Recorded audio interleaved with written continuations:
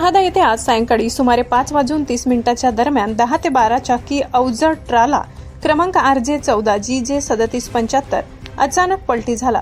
सुदैवाने या घटनेत कोणतीही जीवितहानी झाली नाही, मात्र एका बाजूची संपूर्ण वाहतूक ठप्प होऊन नागरिकांना मोठ्या त्रासाला सामोरे जावे लागले। ही घटना शहादा जुना प्रकाशा रस्त्यावर घडली। डांबरखेडा पूल बंद असल्याने प्रकाशामार्गे कलसाडी, पिंगाणे, कुकडेल मार्गे मोठ्या आणि अवजड वाहनांची सतत वर्दळ सुरू असते। मात्र या अवजड वाहनांमुळे कुकडेल ते नगरपालिका परिसरातील रस्त्याची प्रचंड दुरावस्था झाली असून प्रशासन याकडे डोळेझाक करत असल्याचे पुन्हा एकदा स्पष्ट झाले। ट्राला पलटी झाल्यानंतर काही तास वाहतूक पूर्णपणे विस्कळीत राहिली। संतापजनक बाब म्हणजे एकही वाहतूक पोलीस वेळेवर घटनास्थळी पोहोचला नाही।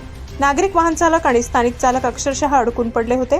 अखेर क्रेनच्या सहाय्याने ट्राला बाजूला काढण्यात आला, तेव्हा कुठे वाहतूक हळूहळू सुरळीत झाली। वारंवार होणाऱ्या अशा घटनांमुळे अपघाताला निमंत्रण देणारे रस्ते, नियोजन शून्य अवजड वाहतूक आणि निष्क्रिय प्रशासन यावर संतप्त नागरिकांनी तीव्र नाराजी व्यक्त केली आहे। जबाबदारी नेमकी कुणाची? पुढील अपघाताची वाट प्रशासन कशासाठी पाहत आहे, असा थेट सवाल आता उपस्थित केला जात आहे। प्रवेश नाही, परंतु त्या पिंगाण्याच्या पुलाच्या वरती राहणारे काही समाजघटक आहेत, ते पैसे घेतात आणि हे वाहनं इकडे सोडतात।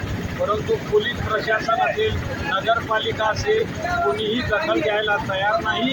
रोजची हीच कहाणी आहे।